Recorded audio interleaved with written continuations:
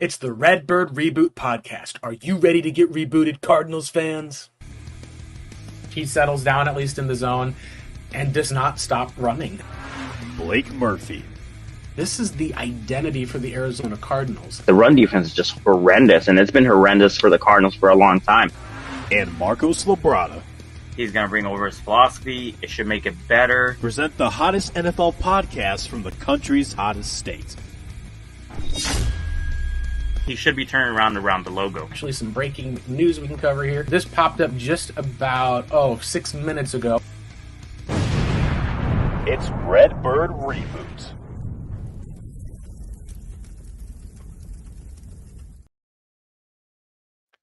Hello, Arizona Cardinals fans. Welcome into the Redbird Reboot. I am at Blake Murphy 7, Blake Murphy, and my co-host here at Pancakes, Marcos Labrada. We're here, and it's a weird time of year, Marcos. Normally we'd be talking about the NFL schedule release right now. That's probably going to be pushed back a week, so that will be our schedule discussion show.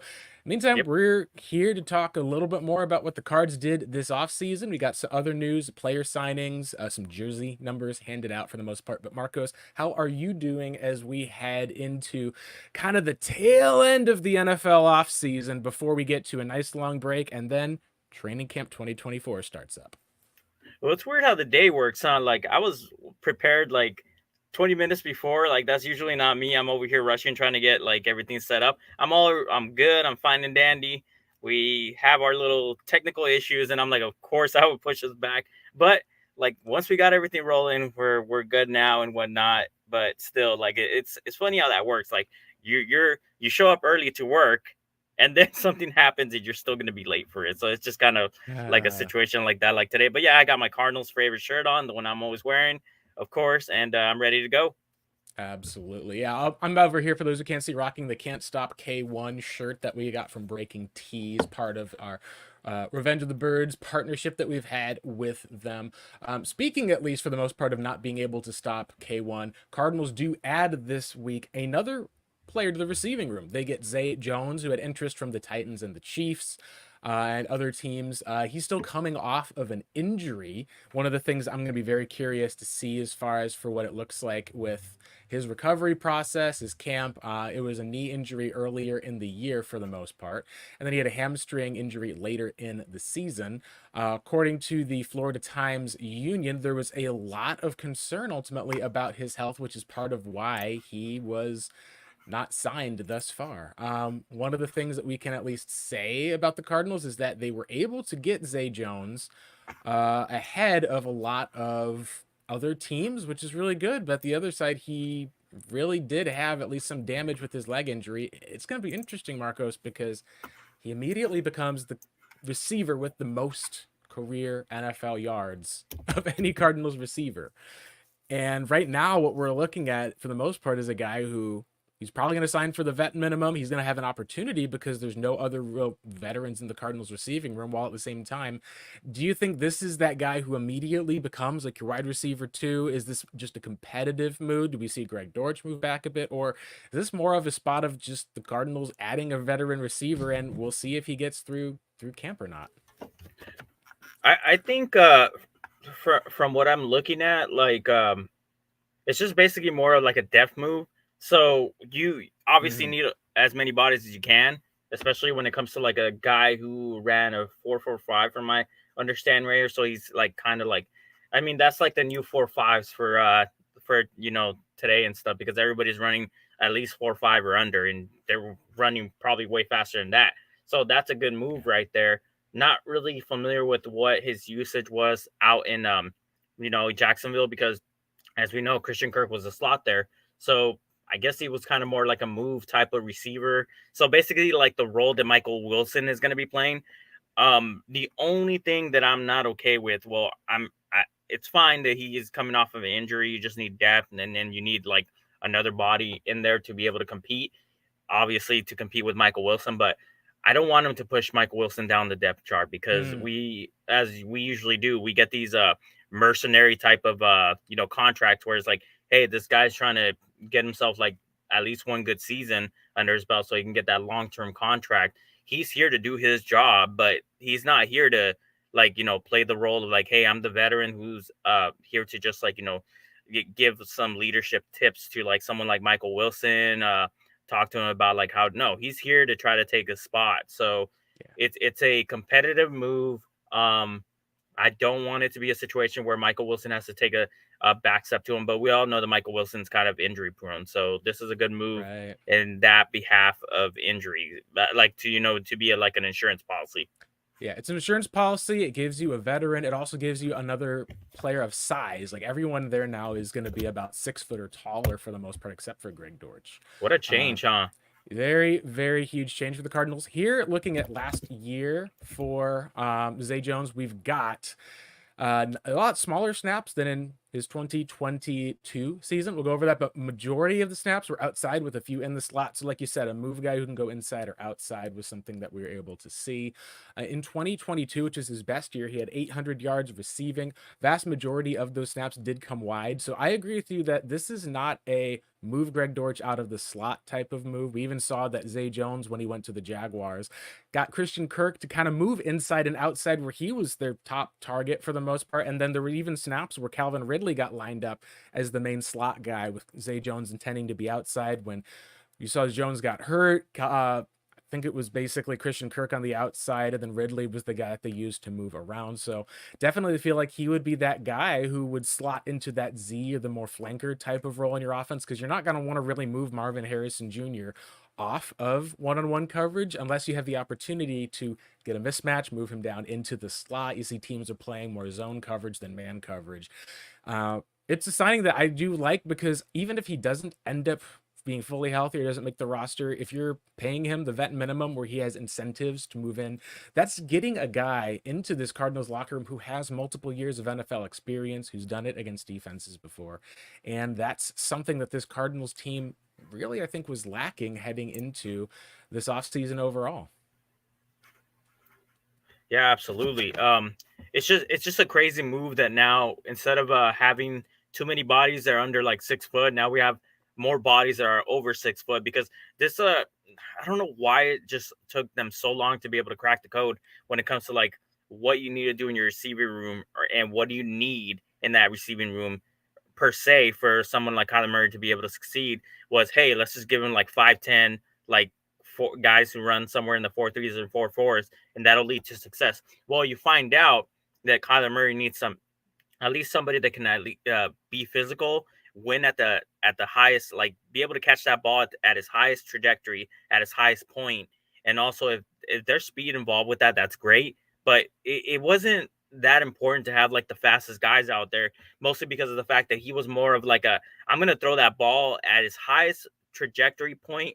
I need Mm-hmm. you to catch that ball. I need you to fight through contact to be able to get that ball. And when you have a 5'10" receiver, no offense to someone like Greg Dortch, he's a good fighter, but he's still 5'10".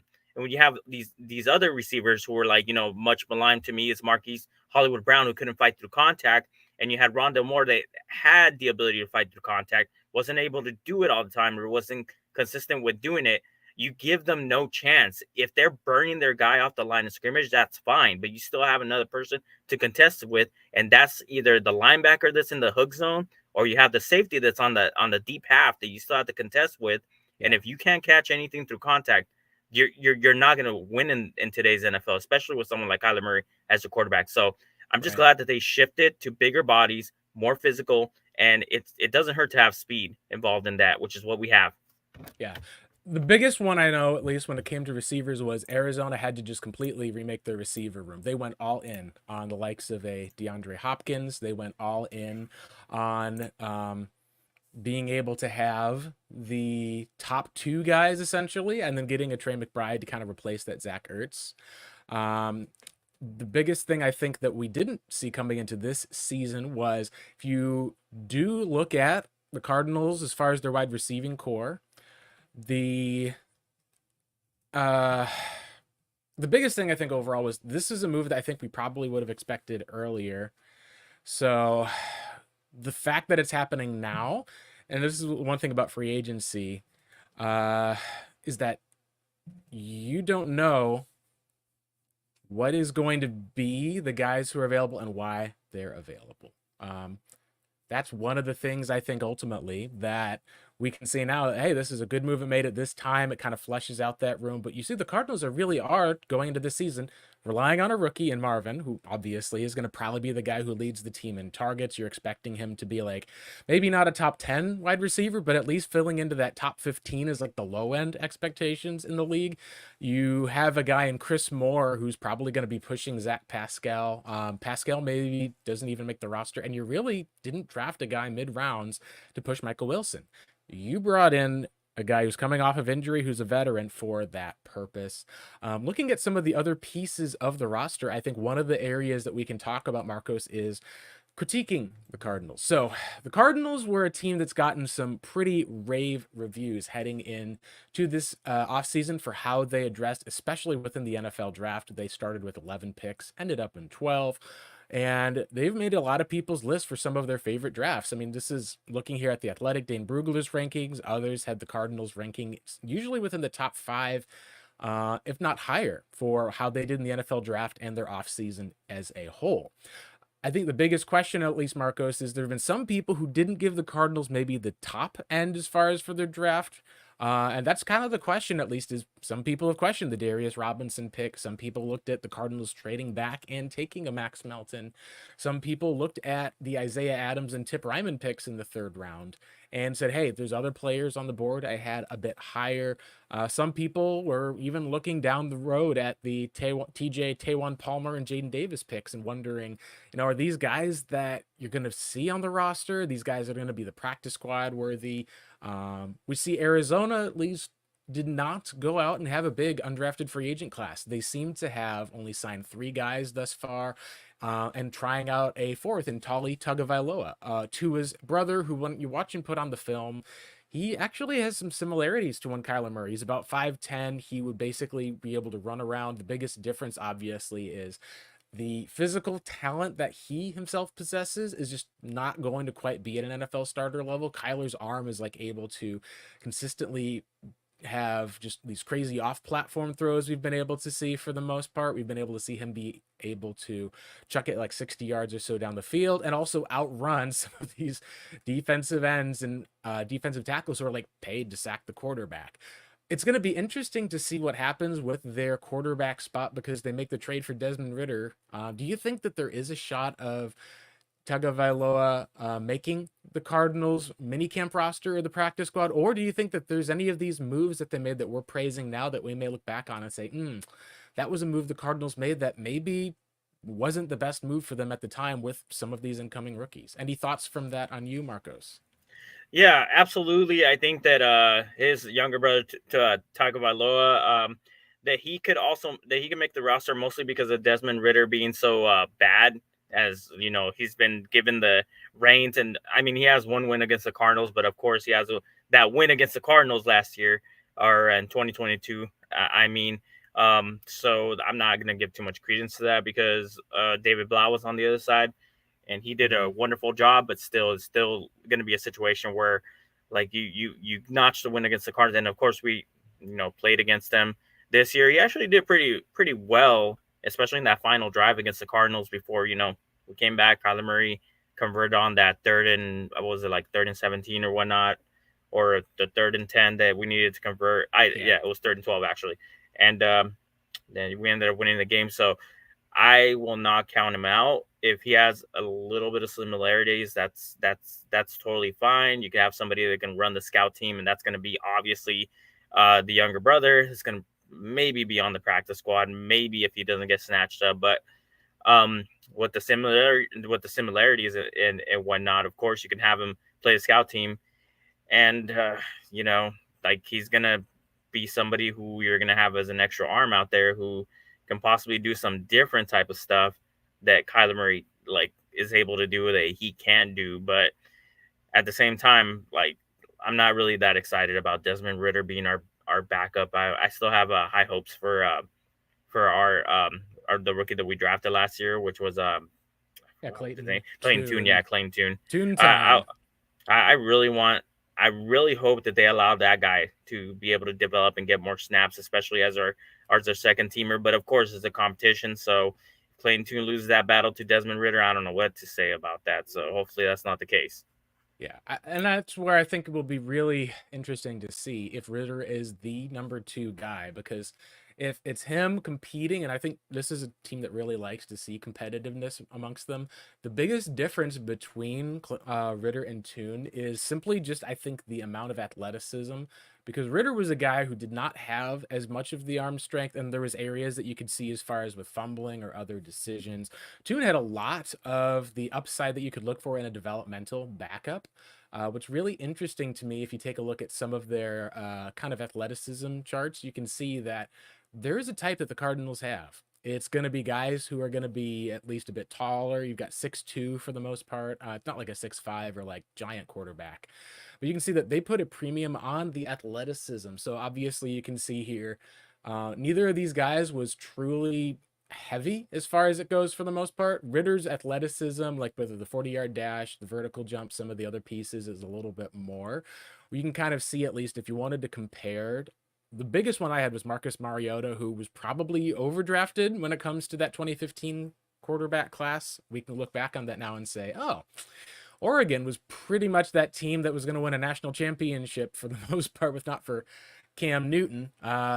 Being able to see some higher level backups, and then the likes, of course, of a Jalen Hurts, who has been able to make things work for him. Whereas Clayton Tune's profile in a lot of different ways was very similar. Like, Cardinals fans can remember at least Josh McCown, Luke McCown, some of the places. It seems like what they want is a quarterback who's able to run.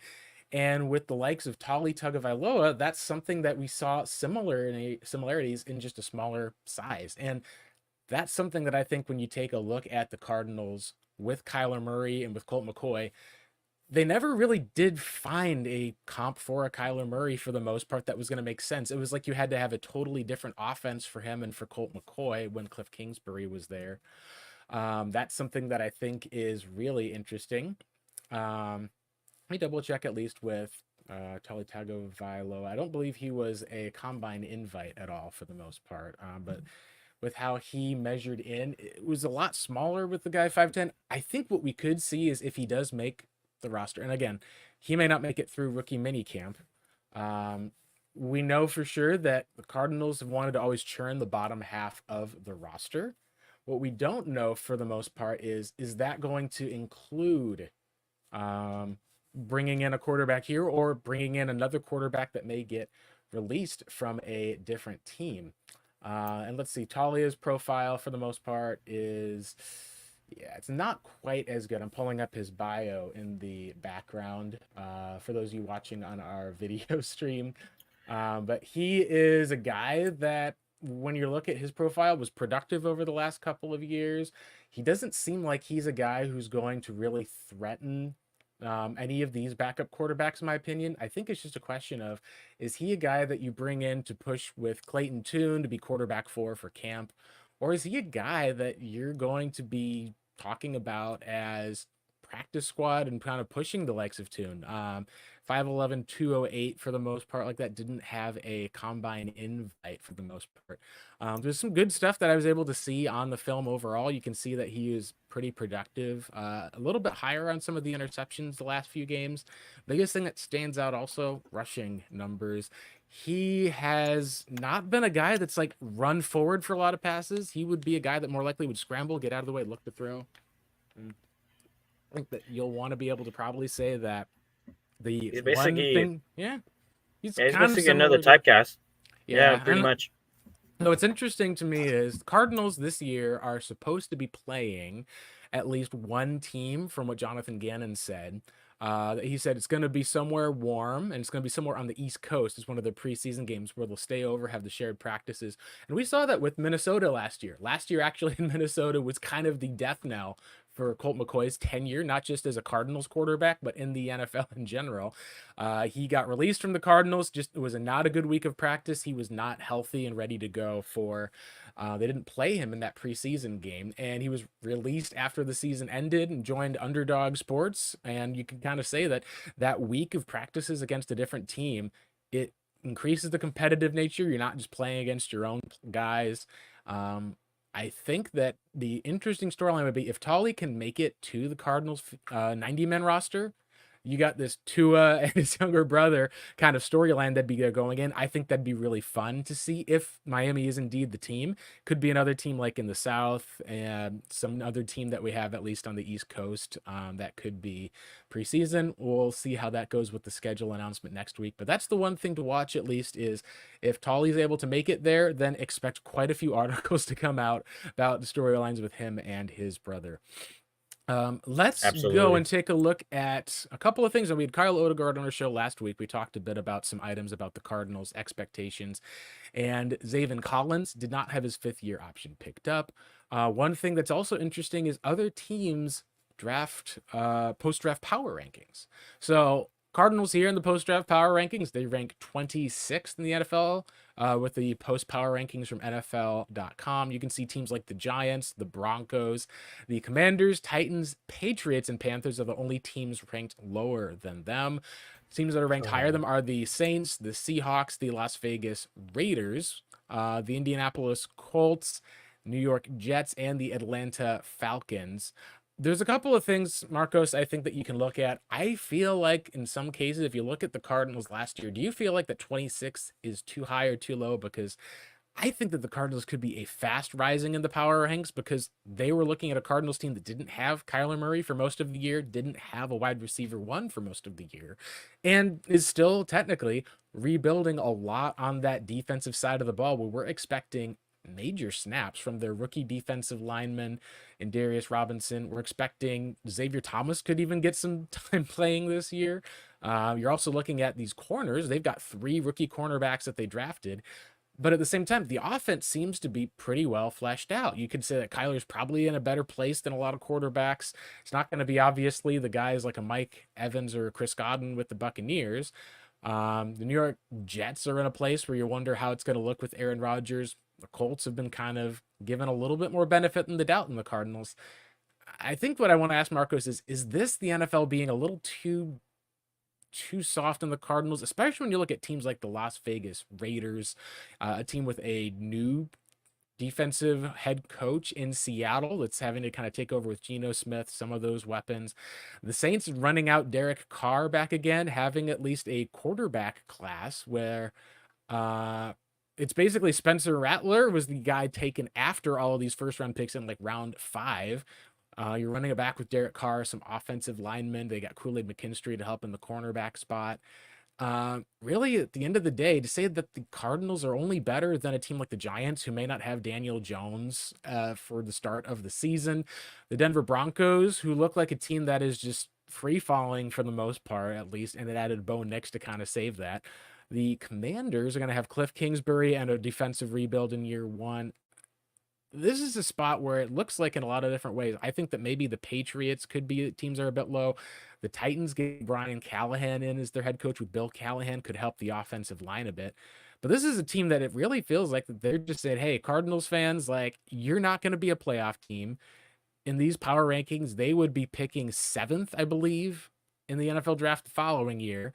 Obviously, the difficulties of the NFC West with 2 of the top teams in the Rams and the Niners come up there. But do you think that this is where Cardinals fans, are we too high for expecting this team to be like competing for the playoffs next year? Or, and that the NFL.com, these power rankings are right? Or do you think that people in the league are still too low on what this offense is going to look like with Kyler Murray getting a Marvin Harrison Jr., getting another piece added to the offensive line, and having another type of tight end and running back that they'll be able to establish the run against teams, of which they did well last year? Well, we have weapons all day on offense, so I don't understand what the case is about it being placed in such a bad I'm just so disappointed. But this is exactly what we get. Bad tier of NFL teams, even post draft. Yeah, well, this is how it always is. I mean, every single time we have a power ranking, especially when it has to be Cardinal centric, it's always a case where we have to prove ourselves to be better than what the national media perceives us. And don't forget the fact that we're a small market team, so they really don't pay attention to us as much as like we would want them to. You have the big market teams, of course, that, get all the attention. And thus that makes it a situation where they know more about that team, more about the changes. Whilst with the Arizona Cardinals, it's just more like, hey, they got Kyler Murray down there. Oh, he's coming back. He's he's gonna start for him because he's not out with an injury. Okay, well, cool. That's it. That's done. Notes for the week. Hey, who did they draft? Oh, they drafted all these pieces. Okay, they're still missing this. They're still missing that. We still don't know what they are. So it's a situation where they're like, we're not going to give you that top like ranking because you guys haven't earned it yet. But there's teams that are bad. They have earned more and get ranked higher than the Cardinals do. And it happens every single year. But one thing I will say is that we also do fall from expectations. It's happened to us time and time again. We've seen it happen where we come in with like high hopes or we come in with a high ranking and we just either don't finish and we don't, pretty much like live up to whatever the expectation that we're trying to live up to. Obviously, that's not just the case with the Cardinals, it's a case with the Suns as well and other Arizona teams. It's just that's how it is here. So in part, I feel like the media does it in a way where they're saying, okay, well, you know what? They're the Cardinals. They're going to falter sometime. Why are we going to give them the high ranking? They're the frauds. They're the pretenders. They're always in the mix whenever they feel like it. But then, they cannot finish. And, all that stuff that we were saying, all that crap we were talking, it's going to eventually be true. Now, there's one thing that I am happy about. And, Trevor Sikkema from PFF, he released a list of most improved defensive lines after the 2024 NFL draft. The Cardinals made that list. It's a list of 4 teams. Falcons, which I don't know. I don't understand. Los Angeles, they just lost Aaron Donald, so I don't get that either. Yeah. They got 2 guys back, but I don't know about Braden Fisk. Well, we'll see how that goes. I may be We'll wrong. see. Yeah, I mean, it was said that like the Los Angeles Rams are trying to replace Aaron Donald by drafting different pieces of him, basically. So they got an interior guy, they got an exterior guy, and everything. So they're like, yeah, Aaron Donald was those people all together, but now they're just trying to draft the pieces of him. And of course, the Miami Dolphins were the last ones who made that list. So being the case that and Trevor Sikkema, I respect him. I love what he does, and he does pay attention to the Cardinals. I love the fact that he did places up there, which means he's high on Darius Robinson. He likes the signees during the offseason, which I wasn't super high on, but I will say they are upgrades. Having a person to be able to a run stuffing person, and edge rusher / defensive end who also is good against the run. Those are key pieces. So I'm glad by that. So yeah, we got screwed. Yeah, no, I find it very interesting for the most part that a lot of people have said that, hey, we love what the Cardinals did as far as their effort. They're one of the hardest for it when teams that we played. The biggest issue was they didn't have a quarterback. They didn't have talent. They were 30th in receiving. They were able to effectively run the ball, and they added a crazy good athlete to the running back room as well as a tight end. And you're like, all right, but they're still 26. So I think that there's a piece, and this is maybe some of what we can talk about with the Cardinals, is if there's one thing that we can at least indicate, it's that they got depth this offseason. Last year, they had no starters and they had no depth. Like last year, you're talking about when guys went out, like Marco Wilson was traded. You see Starling Thomas was going. They didn't have a good starter. And then when it came to depth, they weren't really good on the depth side. This year, we're able to see that they were able to go out and get a guy like I was going to say they're able to get a guy like at the cornerback spot that was a draft pick where now you've got Keitrell Clark was having to start for you or not. Now he's like, you don't even have to worry about him as essentially your depth guy. You've got Max Melton competing with guys like a Garrett Williams. You've got Sean Murphy Bunting, who's there as well. You've got at least now like 2 or 3 guys who are decent enough, who've gotten some starts, who can be depth in some of those roles. And then you add a safety like Dadrian Taylor-Demerson to the cornerback room. If you see Budda Baker miss some time as he did last year, you're not going to be having to try Andre Chachere out there for the most part. And then when teams get a one-on-one matchup like we saw with the Bengals, it's like, oh, hey, look, it's a 200-yard game from a hurt Joe Burrow to Jamar Chase, because they didn't have anyone who could cover him. They didn't have anyone who was able to double him. Like, it was just where things were that last year. One thing I know that we talked about last week, and this is something interesting I want to talk about with you, was when it comes to impact starters, the biggest area we looked at for the Cardinals was, could they draft Marvin Harrison Jr. and then trade up for an edge rusher? They don't get an edge rusher necessarily in Darius Robinson so much as a flexible kind of defensive lineman who will be able to get after the passer from the outside at times. He can kick outside, but is mostly an interior guy, maybe some of that 5 technique. They didn't get a true edge rusher in this draft. Monty Ossenfort went on, I believe, the Dave Pasch podcast, talked about how he wanted to trade up for an edge rusher. They weren't able to do that. You saw most of the top edge rushers went picks 18 with the Vikings moving up, pick 19 with Jared Verse, pick 21, even Chop Robinson was gone. Do you think the Cardinals should have given up more to go up and get one of those starting caliber edge rushers? Because as it looks right now, you're going to have Zaven Collins as a starter. You've got B.J. Ojolari on the other side. You've got Victor Dimukeji probably competing with one of their draft picks in the likes of Xavier Thomas. And you're going to have other guys in special teams such as Jesse Luketa, Marcus Bailey. It does seem like this could be the end for Cam Thomas as far as at least the pass rushing role, if they want to move him to a defensive end role to compete with LJ Collier or Dante Stills. I'm probably in favor of that. But that really is going to be one of those spots of where these roster spots are not going to be safe for some of these guys. And it makes you wonder, does the Cardinals offseason, we go into this and say, hey, you enter this year, you look at the 2025 draft, what is their number one need? And some people may say you still don't have a number one corner, but a lot of people are going to say you took a defensive guy in Darius Robinson, but you still probably don't have the alpha edge rusher. Now, maybe we're all going to look at this at the end of this season and say, hey, look at that draft pick of BJ Ojolari. That's kind of your edge rusher there. Do you think the Cardinals should have done more either in draft capital or signing a guy with cap space to be their top edge rusher this year? Yeah, that's exactly what's going to be the conundrum with the whole like, hey, are we going to go after a either edge during draft, or are we going to do it during free agency?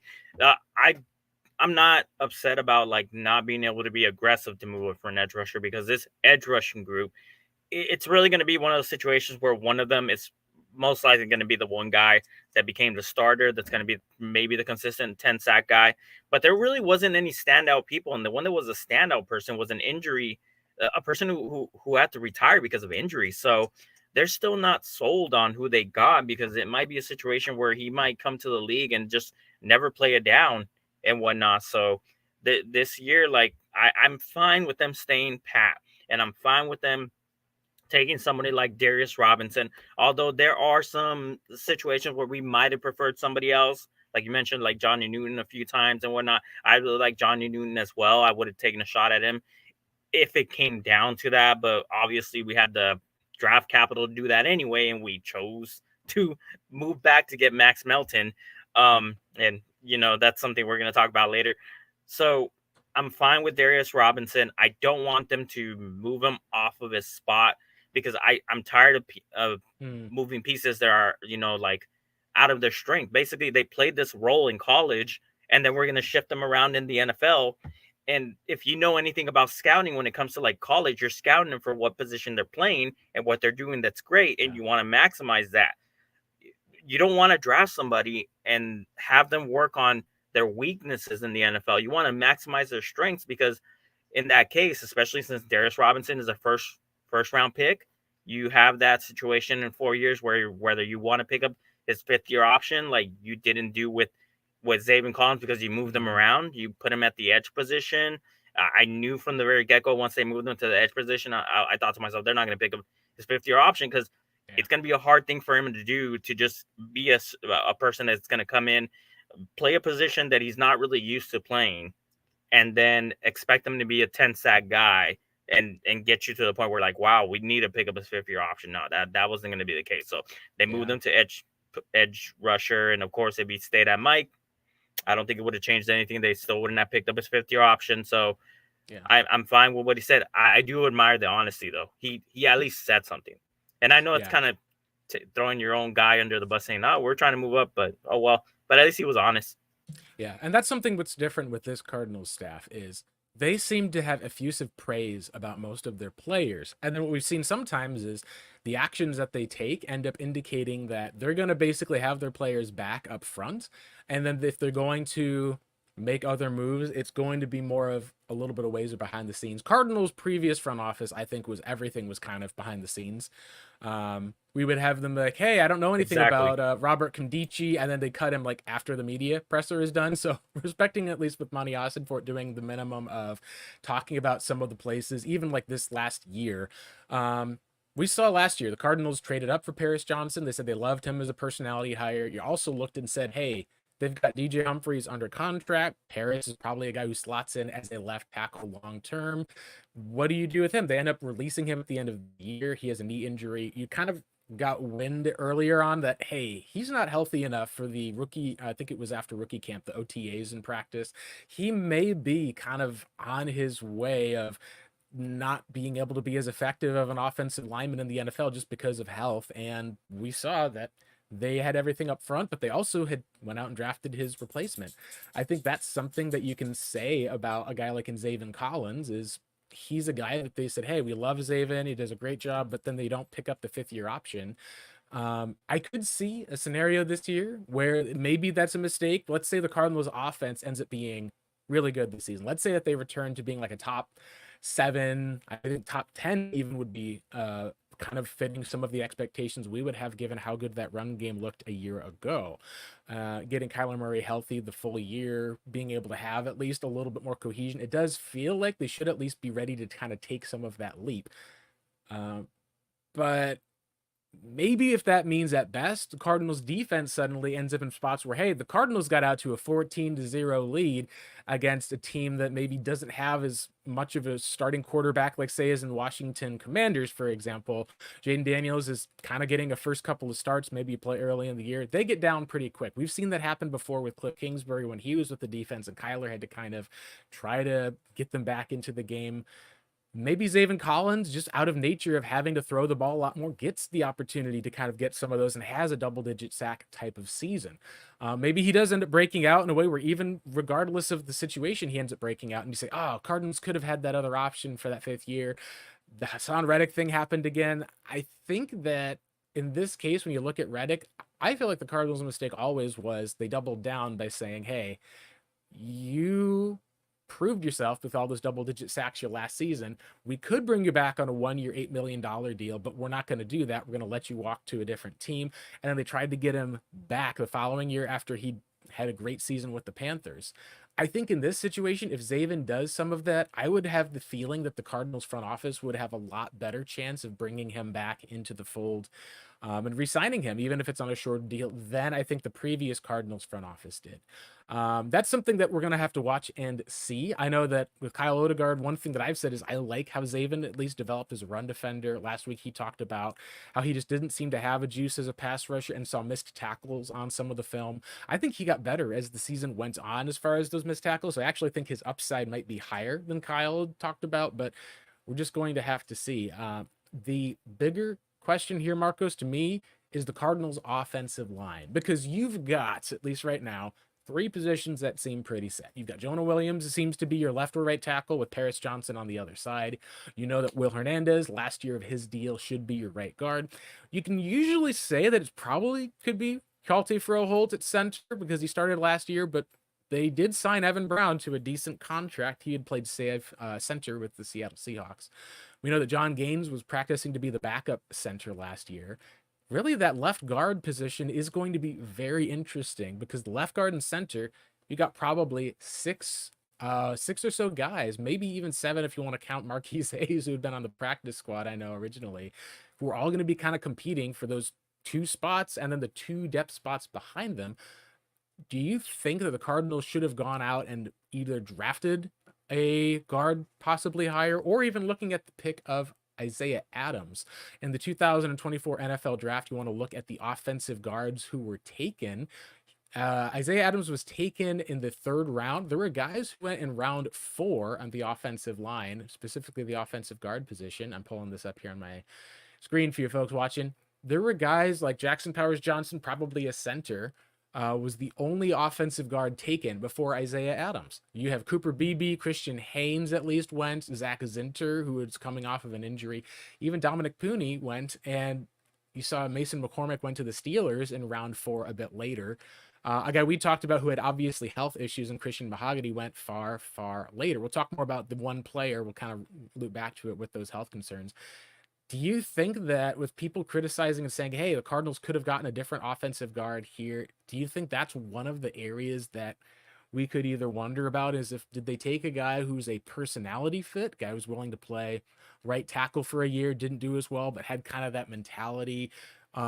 Is this a pick that you think that the Cardinals should have gone elsewhere that may can be critical that maybe they didn't go and put a bigger emphasis on getting a Jackson Powers Johnson type of guy who can either be a guard or center? What are some of your thoughts there for the most part on kind of getting these last positions, left guard and center, who Cardinals had a really long time where they seemed to be set with Justin Pugh and then the likes, think of either AQ Shipley or Mason Cole. It just was at least consistent for a while. Now we enter an offseason where not quite sure what the outcome is going to be if it is someone other than Hjalte Froholt at the center spot.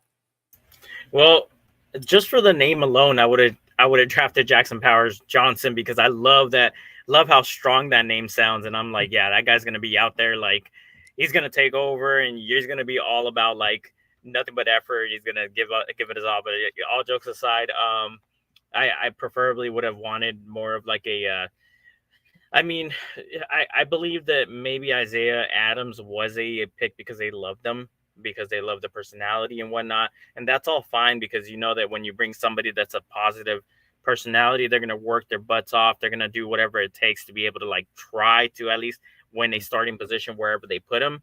Then, I mean, that could be the case for them. So maybe that was the move for them. But like two people I didn't want to count out. I know both of these guys are tackles, but Kelvin Beachum still going at it. And Christian Jones, who's my favorite pick when it comes to like the offensive line.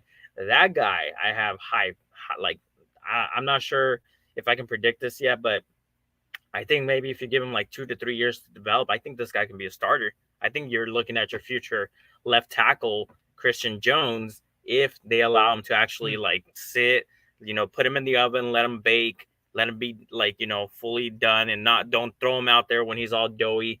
Make sure that he's able to like where he's fine. You let him cook. I mean, you let him like bake in the oven for like a couple of years. And then when he's ready, he might surprise a couple of people. So I think that Christian Jones pick was like, it's kind of reminiscent of like the Josh Jones pick of 2020 when he slid to the third Great round. Comparison. Yeah. Yeah. And they're both Jones, of course. So that's something that's, I think that's a little positive. I mean, at the end of the day, they did what they did. They went ahead and just selected Isaiah Adams in the third round, like a little bit high, but I gotta trust that if I'm gonna talk about how offensive linemen need to be picked and peppered around the NFL draft, you don't need to just draft the best guy every single year. You need to draft as many as you can, and you need to pick them in the second, third, fourth, or fifth, and let them develop. Then if they're doing that and they're doing exactly what I, was talking about, then I can't really hit them hard on what they did because there's a plan for Isaiah Adams. So yeah. I'm willing to see where that's going to go. For sure. I would not shock me if we did see someone like Elijah Wilkinson start the season and we saw a camp competition where a veteran got cut because Isaiah Adams will stick on the roster being a third round pick. And ultimately, the thing that I think we forget about sometimes is John Gaines. John Gaines was drafted last year in the fourth round, and he had a profile of being able to potentially be a starter. Ends up with, I believe, a torn ligament, so he's out for the entire season. They do bring in Evan Brown. What's going to be really interesting here, Marcos, is that there is a non-zero chance, and I'll just say that either Froholt could move to that left guard spot if they like Evan Brown there with some more of the starts that he has had, the consistency, maybe there's more upside, or if John Gaines is able to surprise and get one of the either starting spots. I think that the Cardinals last year planned to say, hey, we've got Froholt, we can draft a John Gaines and put him as our backup center / guard. Obviously, he goes down with injury. They see Carter O'Donnell gets a lot of snaps. We saw Tristan Colon was able to kind of be a great run blocker for the most part with Arizona. And they kind of are running it back with 3 of those guys. They throw 2 new guys into the mix with Adams and Brown, and I think we'll see exactly how that turns out. The other guy that I think we can say as far as with depth, and this is maybe one of the areas with Zay Jones' addition, you're probably going to see one of Zach Pascal or Chris Moore is not going to be on the roster. These are two guys who were signed to different draft picks. Cardinals don't owe Pascal anything as far as for no money guaranteed this year for the most part. They brought him in as mostly a special teams guy who was a veteran. He really down the stretch just only did not get a lot of targets and play. I think that the Zay Jones signing, to me, it says two things. One, might be that they're not quite as sold on Michael Wilson and his health to the point where we're going to trust Michael Wilson. He's our guy essentially like for the whole year. You need to get someone else who's in there who's a bit better, or at least has more upside than a Chris Moore or a 7th rounder in TJ Palmer. And it also says that it might be the end for Zach Pascal because of not just the contract situation, but if you come to camp competing with them taking a TJ Palmer, with them how they gave $250,000 guaranteed to Xavier Weaver, it just feels like it's going to be kind of having him around for camp and then seeing if he can latch on with another team. He was the only guy last year who actually had played under Jonathan Gannon's before as a head coach outside of the one defensive guy that they had brought in coming over from Kaiser the White. defense in Kaiser White. That's right. I know Cher had come over a little bit too, but this is like starting through and going through camp as well. I like what you said about Christian Jones. I think that the question with him is going to be how much of it's stiffness or athleticism. He's obviously, I think, more of a road grader type of blocker with a ton of starts. He's got good footwork. He doesn't have as good downfield speed. So, like, if you've got a guy who's going to be blocking in space or kind of pulling, you're going to be wanting a guy who's got that kind of freaky athleticism like we've seen with Paris Johnson, not necessarily with the likes of a Christian Jones. I do think that they've done enough at tackle with being able to keep Kelvin Beachum that I think that they're fine if someone goes down or has an issue this year. What I think will be really interesting to me overall is when you're talking about the rest of this kind of team structure and who else may be there, who may be not, is that you're going to probably be looking at a guy like an Amari DiMercato, who actually got a start last year, was probably a good third down back. He's going to be probably competing with Michael Carter because DJ Dallas signed as the kick returner. He's a better kick returner ultimately than DiMercato, who had that last year. Cardinals gave him a 3-year deal. You're probably going to be looking and seeing Amari DiMercato and Michael Carter. One of those two guys is probably not going to end up making the roster. Now, speaking at least of some different hot takes and places we were wrong, I did want to at least bring up, because we can't go by without talking about it, Johnny Newton. You brought him up earlier. He is, again, a guy Cardinals did a lot of work on at pick 27, did a lot of work on at least with pick 35. They traded back from that spot. He goes to the Commanders. Biggest thing when we asked about why was it Darius Robinson and not Newton and what the issues were, well, he had a foot issue. And the foot issue was one thing that we knew that he wasn't going to participate in the pre-draft process. There were concerns about it, and those concerns have kind of come to some more fruition. The Washington Commanders beat writer Ben Standig says that this foot that he had surgery on is fine, but now his other foot has an issue. So he's getting a second procedure now on a different foot. So this is something in scouting terms, when you've got big 300-pound guys that have lower body injuries or foot injuries, ankle items, it's a lot of weight that you're carrying around for the most part. And I think even the noted Cardinals hater, I believe it was Pro Football Talk, even said that, yeah, he had foot surgery earlier this year, missed the offseason, now needs the same surgery for the same injury in the other foot. These are things that sometimes you don't know as draft fans. These are things that medical rechecks and teams will have from the combine. But it is interesting that, like, hey, this is a guy whose tape made it probably worth it, not at pick 27. He falls into the second round, still goes, but he's not going to be healthy for their rookie minicamp.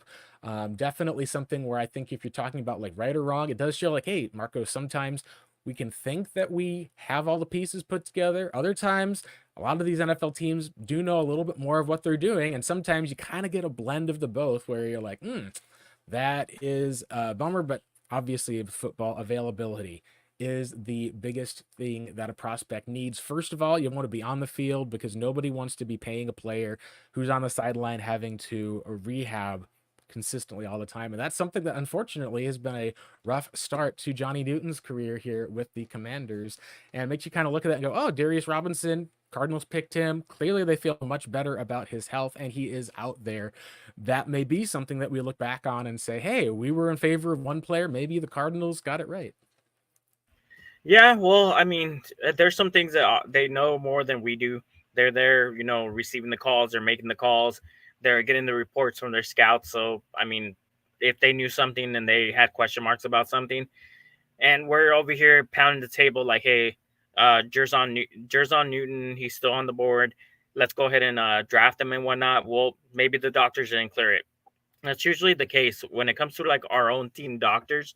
They have to clear these players, or at least be able to say, okay, that injury, it could be worked. Like the injury isn't that severe as what the doctors are leading on. Or we took a look at it. We talked to their own doctors, and they said, you know what, it's not that serious of an issue. So of course, if it's a situation where it comes down to the general manager and he's thinking to himself, I'm not going to invest a pick this high when there could be another spot that I could fill.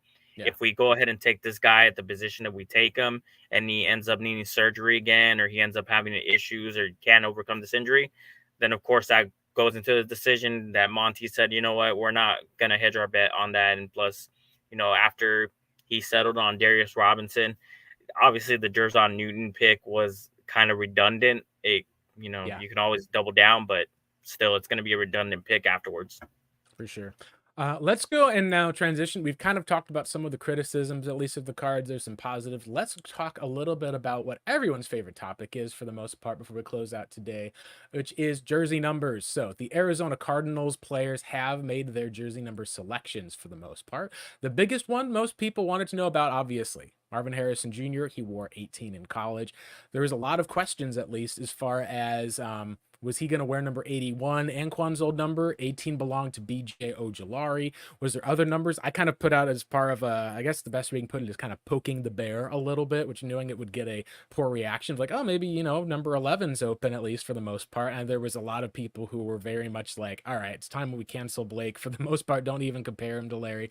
So there's people who are like, you know what? Yeah, it's a great idea. Like, give him like that number of your top receivers. At the end, he gets the number that he wanted. Marvin Harrison Jr. gets his number 18, while BJ Ojulari, 18 is, people have said in different podcasts for Arizona Cardinals. I know that a couple of them have mentioned it, but it's a number given to team captains at LSU. Number 7 and number 18 have a lot of meaning for those players. He moves back to number 9, Isaiah Simmons' old number. You get to see at least a couple of guys moving around. You also see at least some uniqueness here. You get Trey Benson at 33. You get the, I think I should say the Pat Tillman ASU number, not the Cardinals number. Number 40 is retired. You've got a linebacker / edge number in, I think it's Xavier Thomas at 54. You can think of Chandler Jones at 55. Marcus Golden was 44. Robinson at 56 is there. Dante Stills, of course, last year's draft pick, still has number 55. You get some other numbers that you get with offensive linemen in the 70s for Isaiah Adams and Christian Jones. And then you get a typical tight end number for Tip Raymond at 87. And Palmer, of course, is there at 83, which usually we've seen his last, I think, decade or so. Cardinals players who are wide receivers usually pick those numbers in the teens. What are some of your thoughts, at least here, as far as it goes with aesthetics and everything? Because I think the Marvin Harrison Jr. 18 is an aesthetic a lot of Cardinals fans were hoping for. We finally do get that number. And it's a good job, honestly, by the likes of a BJ Ojulari to give up a number that clearly has some significance for him. Hopefully he's able to get compensated for some of that. And hopefully Marvin Harrison Jr. will be able to sign that deal, that he'll get a good deal negotiated, get a bit more money as a result with the company that I think in Fanatics is doing with trading cards, that fans can get that jersey ordered, because I think a lot of fans are hoping to see number 1 to number 18 for quite a long time here in the desert. Yeah, that's what I was wondering. I kept wondering through the draft process what's going to happen if we drafted him, and what number would he wear if he got drafted by the Cardinals, because I know that number is also special to BJ Ojulari, meaning that like when he played for LSU, the number 18 was an important number. So once he carried that on, obviously he took the number 18 as well here with Arizona. And I thought to myself, well, you know what? If we draft Marvin, what number is he going to wear? Well, I hope they did work a really good deal with each other. I hope Marvin Harrison Jr. and obviously Senior, his business partner and his dad, really compensated BJ for that number, because I know it has a lot of meaning for him. And of course, he bumped down to number 9, which is not a bad, it's not a bad thing for the new rules that allowed people to have single digit numbers, because single digit numbers are prestigious to a lot of players. It means you're either a standout player, or you're somebody that just earned that in some way or some form. And number 9 is not a bad number for an edge rusher. So I'm happy for him. not really high on the number 16. That's Max Melton. Not the player, just the numbers kind of awkward. But I mean, he Yeah. did try to move down to like he is a cornerback, so I guess that'll make him stand out. Um, the one that I don't like is a DTD pick at number 42. Mm. I hope he moves it down, or I hope he gets a better number. I think he's getting kind of screwed with that number, so maybe he might be able to jump down to like a better number because it just doesn't stick out to me. 54 is fine for Xavier Thomas, and for Darius Robinson 56. I'm like, come on, man! I wish he would get that 55 Yeah. if that number was given up. And 74, as we know, that's a prestigious number for a offensive lineman. Usually that represents your left tackle. It is a Mm-hmm. tackle usually, but it represents your left tackle. Of course, Kelvin, I mean, our old buddy that we had to like release in God, I can't believe I already forgot his name.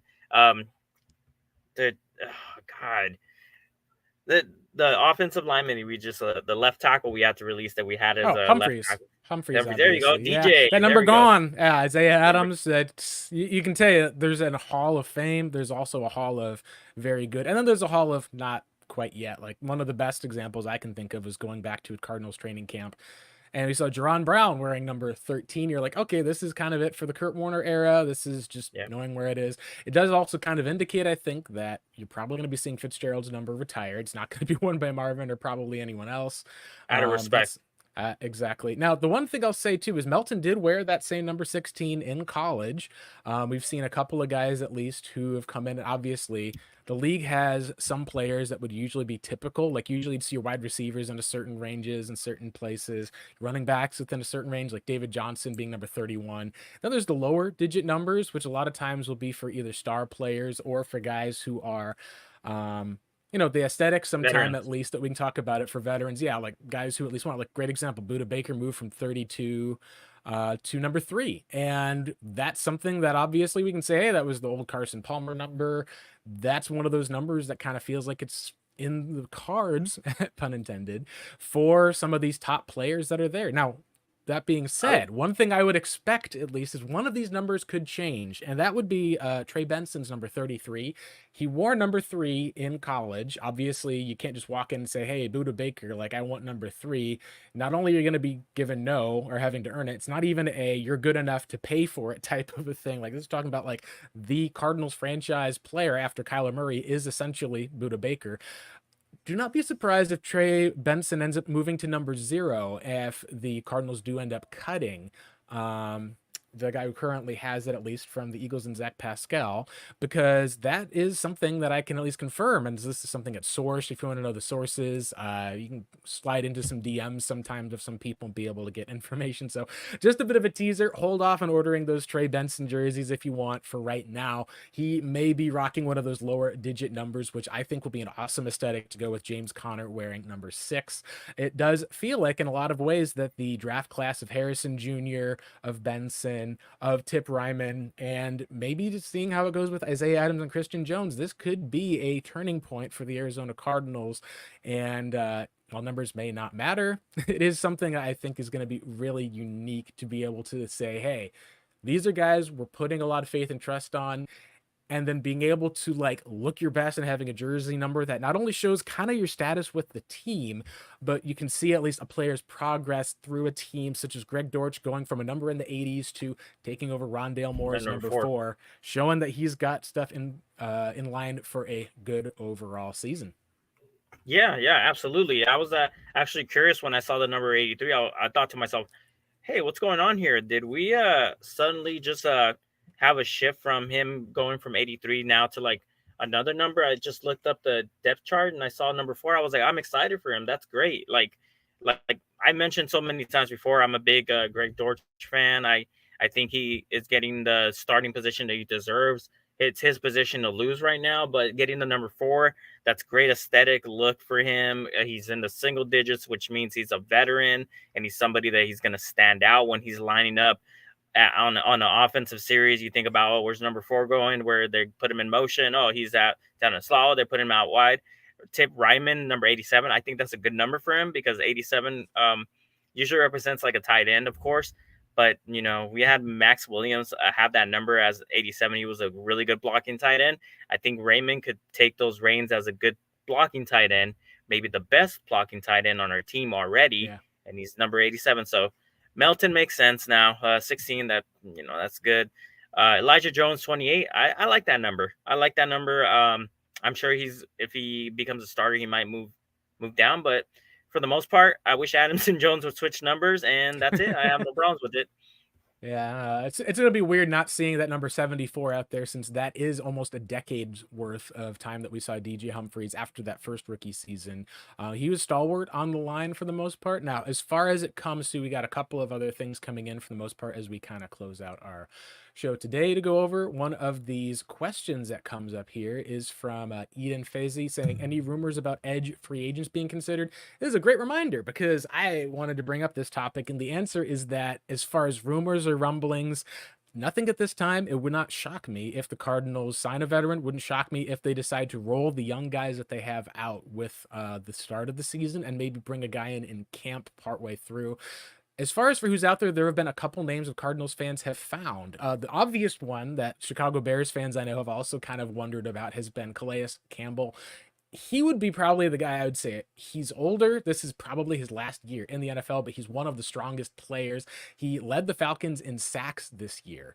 Was very much a guy that he's still been going strong. And even if this isn't a year where he's able to be that veteran starter that doesn't come off the field, having him as a rotational guy that you can come in, even as just a third down specialist, leadership, he is the only player in the National Football League, I believe, who still is from those old Cardinals days. I believe if you look at the NFL Super Bowl 2008 starters, he was drafted, I believe, in 2008. So he is the one player who was in the NFL who would have still played like with Kurt Warner, essentially.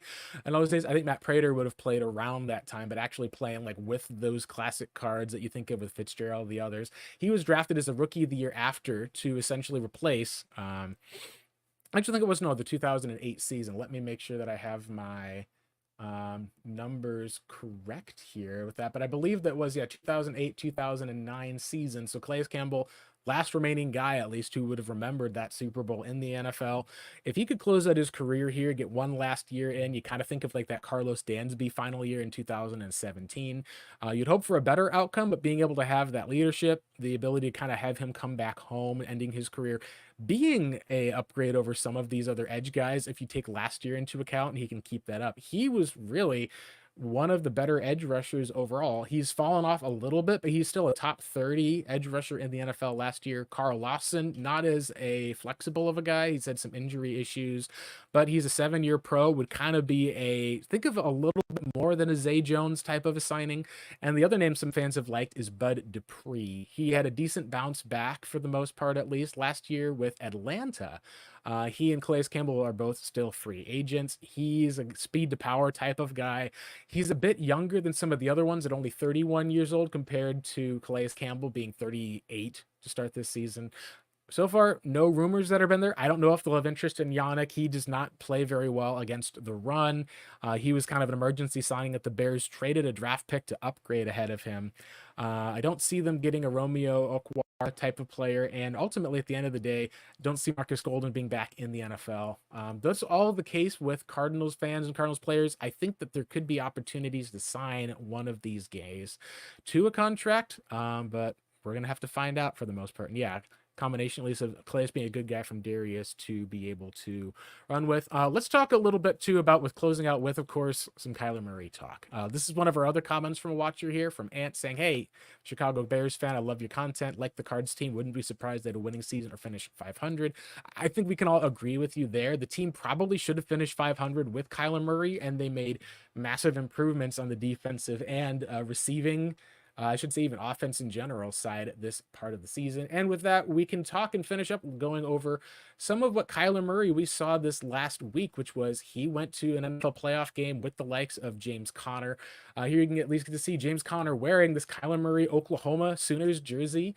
Kyler is from the Dallas area, Dallas Mavericks, and you can at least be able to see like some of that team bonding going on, as well as Kyler getting a chance to shoot the ball courtside. Kind of fun to be able to see Kyler's hometown of Dallas. He went to high school there, and then of course he won a Heisman at Oklahoma. So of course the Dallas Mavericks, Oklahoma Thunder getting a playoff game. Works out with those guys in the morning, and then goes over to an awesome game, at least for the most part, in Oklahoma, where you get to see at least just kind of some of the dedication to getting guys kind of bonded with your team together. And it shows up at least that they took a private jet after working out earlier in that day. I think this is one of those curious cases where we're starting to see a lot less of the aloof and kind of frustrated, disgruntled, maybe even some of that, ransom letter people have talked about with Kyler Murray, at least when he got his contract. It's really interesting that maybe we're looking at a lot of what we thought was going to be the case with what Kyler Murray's narrative is, and maybe the actual case of it, as you can see here with you got obviously Will Hernandez, you got James Conner there for the most part. Some of his other offensive players are here visiting that statue at Oklahoma. And maybe the issue wasn't necessarily with Kyler, is what I think we're starting to see, or at least what some Cardinals fans are wondering about, Marcos. I like the fact that Michael Wilson's there. Like, I was looking at that. I was trying to squint at it, so I was like, "Oh, Michael Wilson, good. He's traveling. That's a good sign that he's traveling not only with the team, but he's there with these. I mean, they're all together and whatnot. I wonder if Kyler can dunk. That's what I was looking at just now. Like, he made that 3-point shot from the NBA 3-point. Like uh, shooting it from that distance. Like, that's crazy. And if you guys don't believe me, then those people who haven't played basketball, go out there and try to shoot from the NBA 3-point line. That's a quite a distance. So him being, bonding, of course, I didn't like the fact that he's at a Mavericks game. Like, come on, leave those Mavericks alone. Leave them alone, man. Like, hey, they're still playing. Look, Suns got swept, so it's like that's just kind of how it goes sometimes. Yeah, but still, like, just stay away from the Mavericks. Come on, man. No, or do something that, like, do some sort of voodoo stuff to get them to like lose, because I cannot see the Mavericks win any more games, mostly because of the fact that, like, we could have gotten Luka Doncic and we decided to instead pick somebody number 1 overall that just didn't have the drive, showed that he didn't have the drive, wanted a contract. That was his big goal. I just want to sign a big contract. I'm like, good for you, man. We need you to become the next dominant center. Well, guess what? He's a little bit soft. So happy trails in Portland. Thanks for wasting our pick. And there goes Luka Doncic, just killing it with the Dallas Mavericks. Imagine him next to Devin Booker. There goes my Suns rant.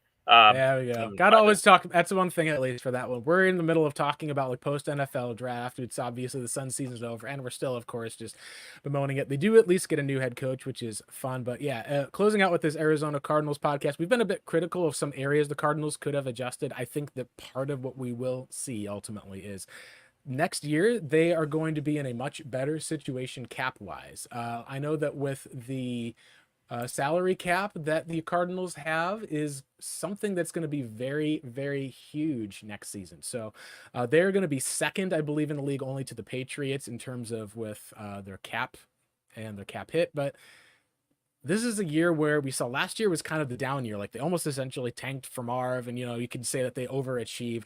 This year, I think a lot of people were expecting them to come back, but ultimately this is a team that has a lot of things going for it. And that's why it's hard to be critical of the Cardinals this offseason, Marcos. It's hard to be able to say that you didn't like some of what they did. I think the biggest case is you don't want to have too high of expectations too soon. But at the end of the day, overall, it does feel like it. A lot of Cardinals fans, there's plenty to be excited about, and we'll be here to cover all of that with the Redbird Reboot podcast. That'll wrap it up for our show today. We'll be back next week going over their schedule. It's going to get released, and then we're going to have a bit of a break. Maybe if there's some large news that comes up, we'll be able to cover some of it. If the Cardinals, for example, like trade, a draft pick for a player or have a big name free agent get signed, something happens, for the most part, we'll be here for it. But ultimately for that, we are going to have a little bit of a break getting ready for the rest of the Cardinals team. Once they get through their OTAs and kind of have their break, we'll go into ours and then get rebooted back in time for the NFL offseason.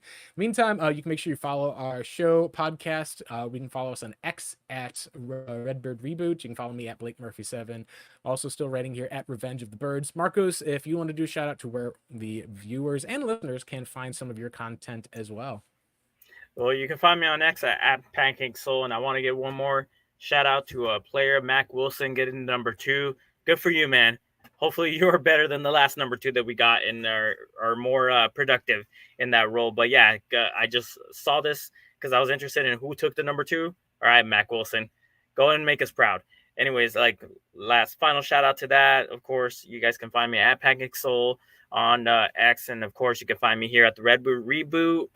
As Blake mentioned, we're going to be doing maybe a little bit of a break. I do want to announce one thing though.